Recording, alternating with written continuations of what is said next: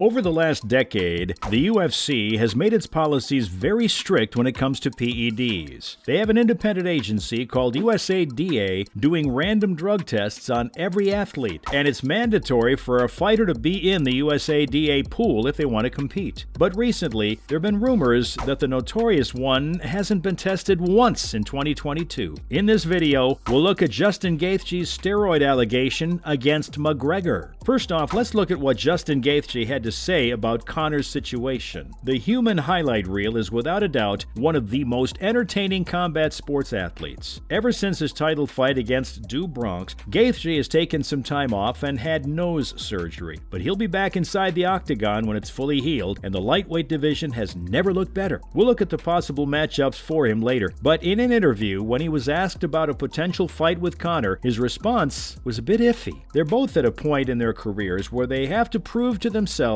and the fans that they can compete with the best. And who wouldn't want to see the two of them throw down in the middle of the octagon? Gaethje didn't have any nice things to say about Conor, and he said that the notorious one is probably out taking steroids. He dismissed Conor by reminding everyone that they were supposed to fight in 2020 right after Gaethje beat Cowboy, but Conor fought Cowboy instead and beat him after he'd already been beaten. Gaethje said he was ready to fight him, but Conor went the easier route, and since he hasn't been tested in so long, he's probably taking steroids. Yikes! Up next, so how does the drug testing in UFC work? The U.S. Anti-Doping Agency is responsible for testing every athlete on the roster. The rule is that the fighters have to let their location be known, especially if they're traveling, and a USADA agent would show up at your door unannounced to ask for your urine sample. Many fighters have found it pretty annoying. The UFC legend Cowboy Cerrone once even pulled a gun on a USADA agent when he showed up at his ranch in the middle of the night. So it's safe to say that the fighters aren't fond of it. For an athlete to come into the UFC and compete, they'd have to remain in the USADA pool for a minimum of 6 months before they can step inside the octagon. The UFC made one exception to this rule, and that was back in 2016 for Brock Lesnar's fight with Mark Hunt. And guess what happened? Lesnar got popped for PEDs, and his win turned into a no contest. To this day, the UFC is being sued by Hunt because of this very reason. There have also been incidents where athletes don't inform their whereabouts, and it leads to them being suspended from competitions. The most recent example was of Yair Rodriguez during the pandemic when he didn't compete for 2 years. The situation with McGregor seems to be quite similar, but it doesn't seem like the UFC or USADA are taking any actions. Coming up, Conor McGregor hasn't been tested by USADA in 2022. It was reported that with the exception of the athletes that were signed by the organization, Conor McGregor is the only UFC fighter who hasn't been tested by USADA even once in 2022. Given the fact that Conor just suffered from a big injury and how much bigger he's gotten, it isn't crazy to think that there might be some fishy business going on in there.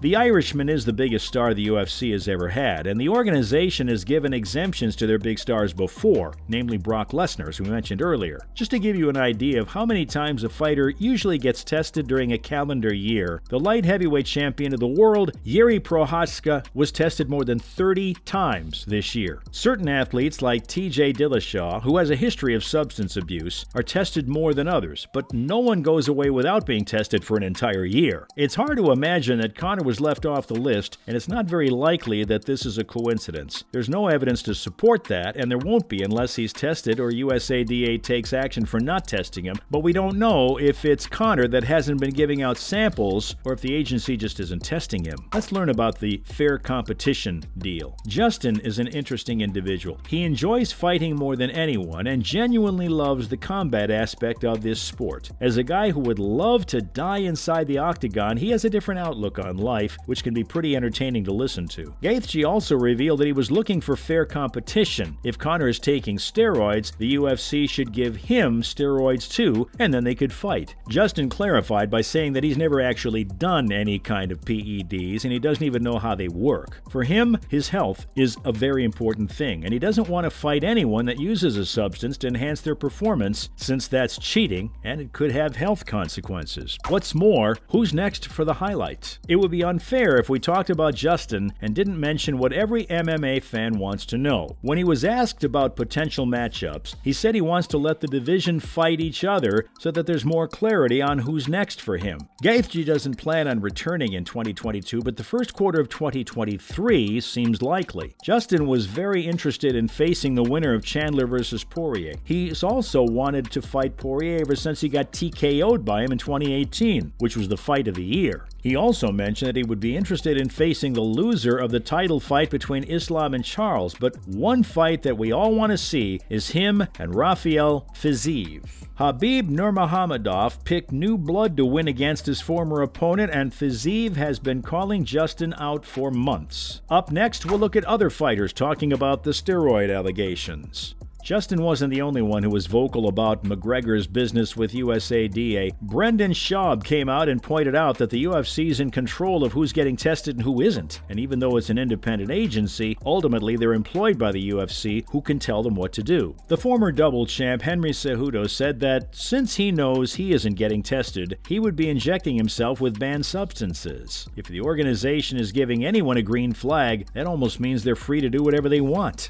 Following up, we'll look at Daniel Cormier's opinion on Gaethje's comments. The UFC Hall of Famer has a weekly show on ESPN in which he discusses the big news in the MMA world. Of course, he was going to talk about McGregor, as it's always in the headlines. DC said that after watching Justin's interview and seeing how confident he was about saying that Conor is on steroids, he must be pretty sure. And that must mean that he and his team have heard something about when he was last tested. Cormier also spoke for Conor by saying that just because he's gotten big doesn't mean he's on steroids. McGregor isn't very tall, so any weight he puts on will make him look bulkier. He even touched on how interesting a fight between the two will be, given that Justin can throw leg kicks from both sides, and that's something Conor wouldn't be looking forward to. But again, the steroid allegation against him was very serious, and DC thinks Justin must have some kind of evidence to be accusing Conor so publicly. Lastly, USADA released a statement after the allegations. Just to give the fans a little more clarity, USADA released a statement in which they said that every fighter who's on the UFC roster gets tested unless they officially notify the organization that they're retired or their contract with the UFC is terminated. So even the athletes who aren't actively competing must be tested unless they're removed from the USADA testing pool for any reason. And if after being removed an athlete returns to the UFC, they must be in the pool for 6 months before they're allowed to compete.